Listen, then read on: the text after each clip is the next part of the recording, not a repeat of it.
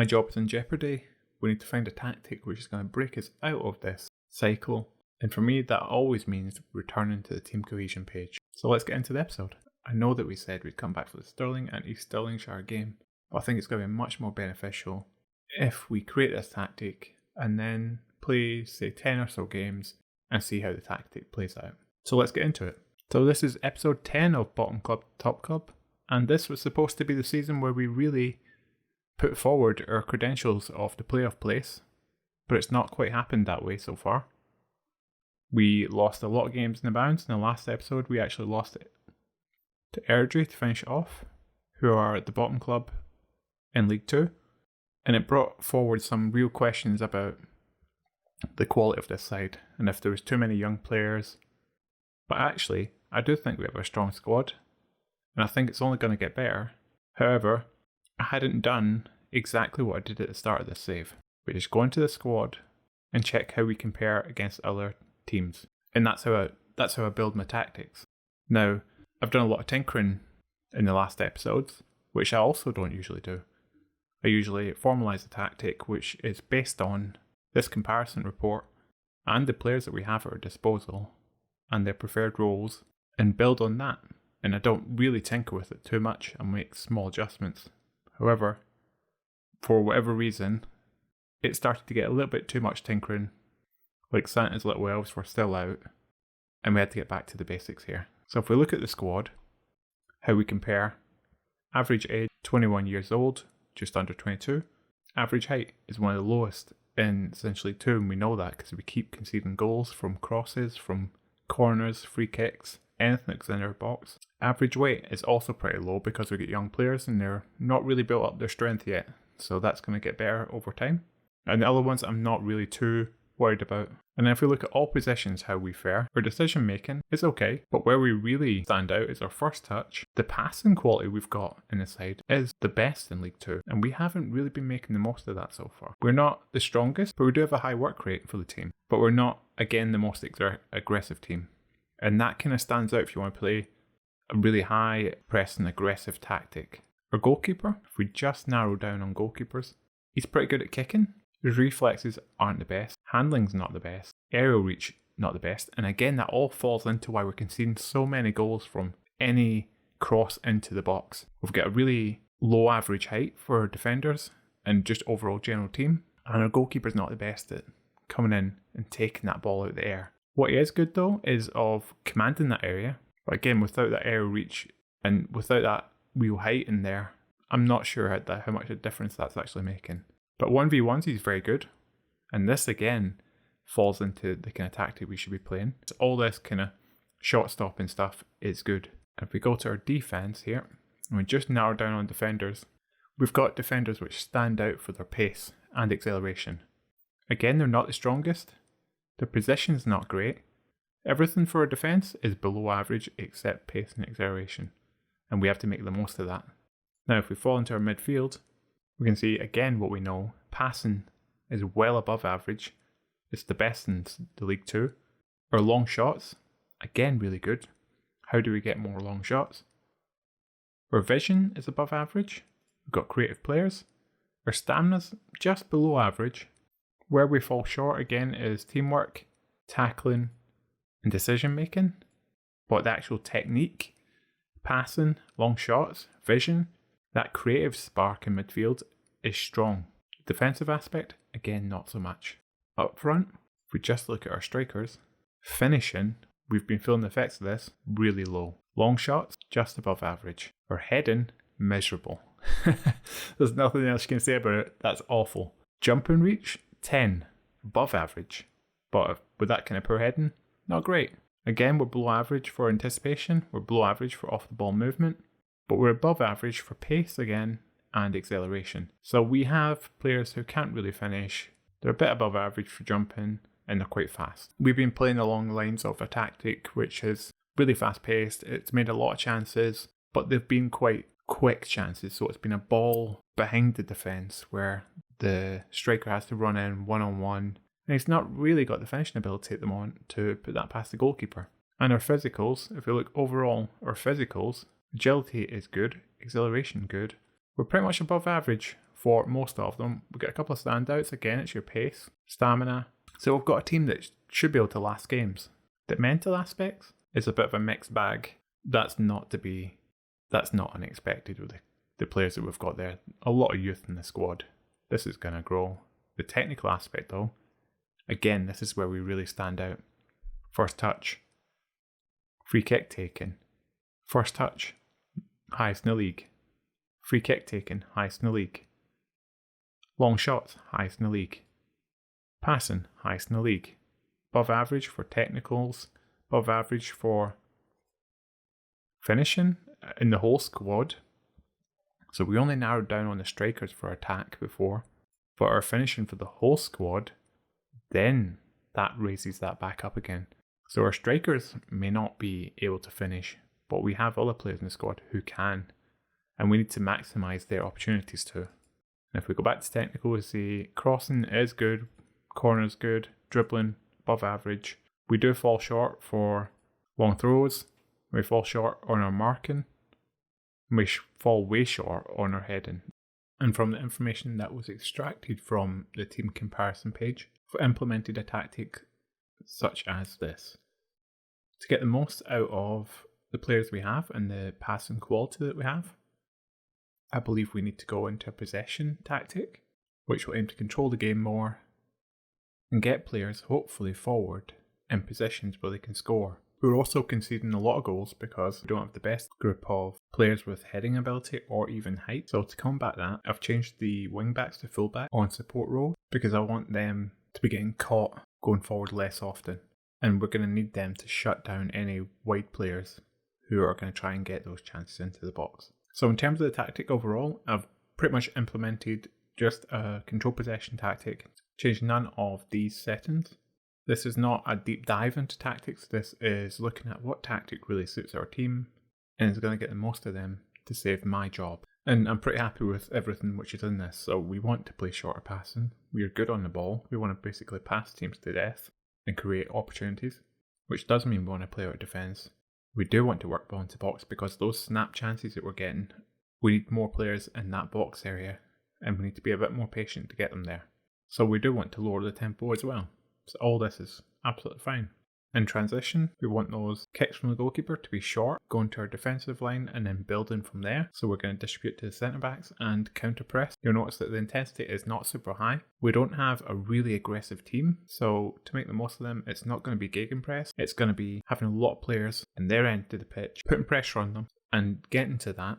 Out of possession, I have pushed this defensive line as high as it can go, much higher. It was on higher, pushed all the way up because I want to try and cramp those players in the opposition team in their own half, force them to make mistakes, make them have to make quicker decisions. And also, because we've got a quick defence, this is a high risk strategy, but if the team does play a long ball, it should give us enough time for a player to hopefully come back and be able to affect that chance. So that is pretty much it in theory. So I've also increased the line of engagement, I want that to be high.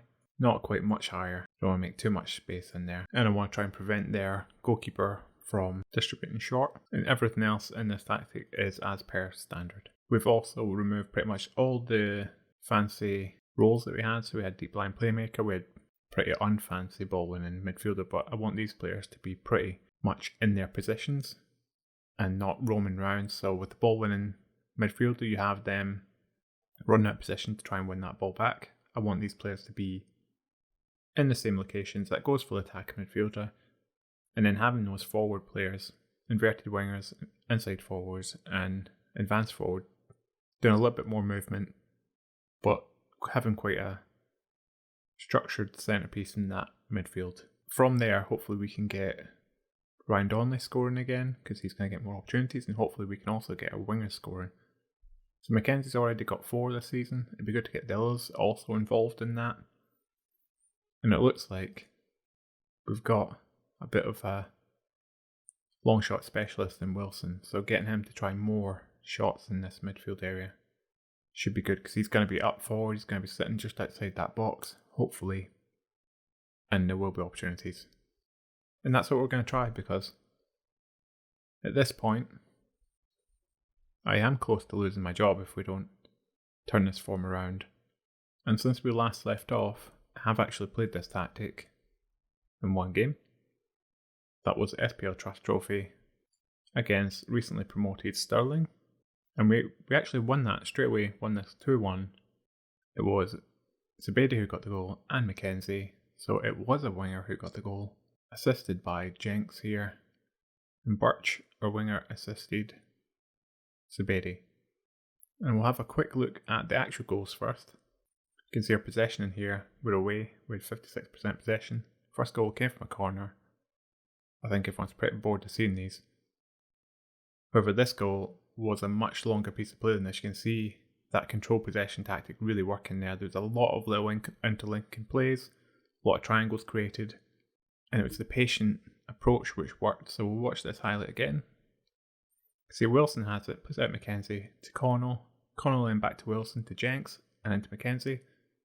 That lovely little play created the opportunity where Mackenzie could get close at a goal to a point where it's almost harder to miss than it is to score. And it worked for us. You also see the weakness that we have. So the corner comes in, Mackin gets above our defenders, nods it on for their striker Anderson, and they get the goal. So that is still our weakness, but we're trying to make, by playing such a high risk strategy where we're so far forward, we're trying to minimise opportunities where those balls can come in at high level, get over our defence, because we really can't defend them that well. From where we ended off the last episode, this was supposed to be looking at Stirling and the East Stirlingshire match. I think for the benefit of seeing how this tactic is actually working rather than just in isolation with one game, I'm going to play all the way down to this Falkirk game where we've managed to get into the quarterfinals of the SPFL Trophy and get a broader view of how this tactic is actually working and if it is going to change our fortunes.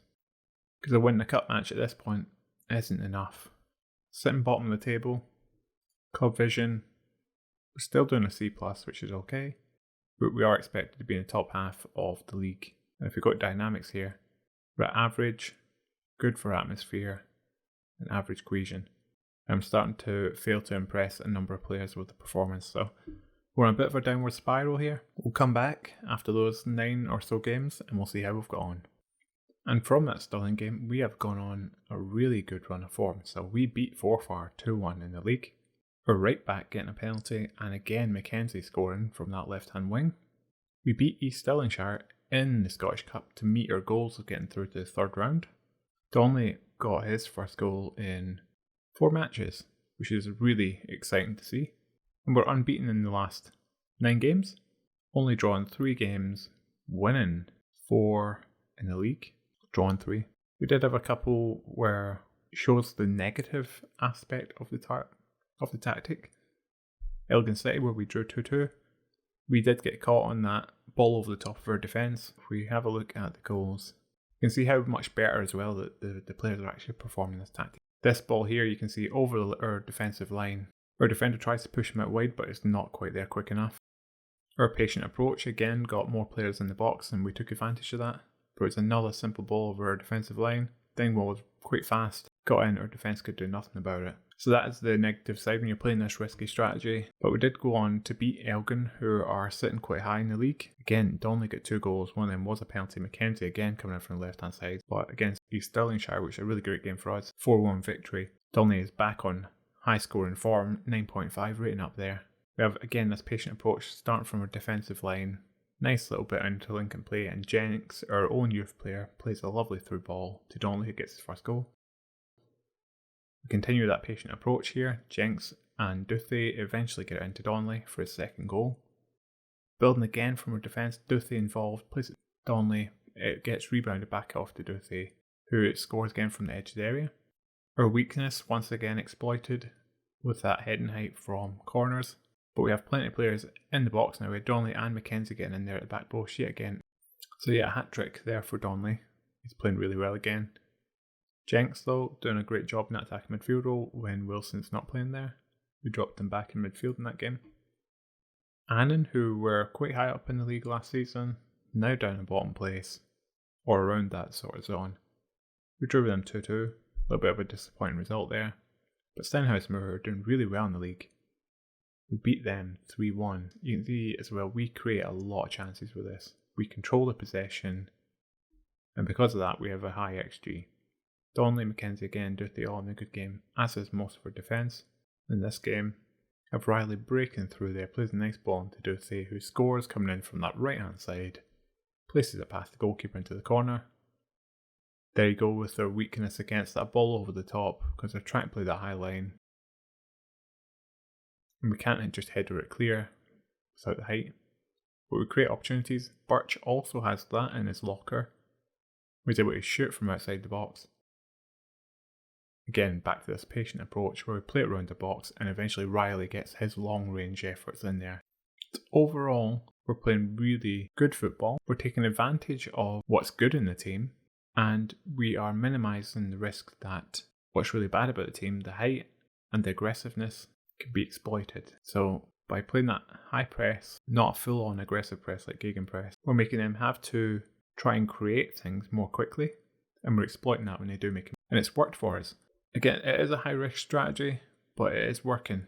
And it's got us through to the quarterfinal of the SPFL Trust Trophy. It's also got us into the third round of the Scottish Cup. Both games we somehow managed to draw Falkirk, who are a championship side. That looks like that's going to be the end of the road for us. So from the point of where it looked like I was going to get sacked, I was in the top 3 to get sacked. We've turned it all around. We now have good cohesion, very good atmosphere. Only one unhappy player, which is Linus. No surprises. And the support is all the way back up to very good, and we have that strong influence up. And all this together is bringing these good results. And we have a really young squad here, which is building for the future. Obviously 4 of them are loans. 1 not so important to us, actually 2 not so important to us. But Kai Balmer and Comerford really have been quite astute signings since they came in. And they will be a miss when they do leave. We're going to struggle to sign them on permanent deals. So I know that we haven't showed any games in this episode, but I hope that you have found this one worthwhile. If you have, please leave me a comment and let me know what you thought. And if you've enjoyed the episode, give it a thumbs up, subscribe to the channel for future content. And thanks for watching.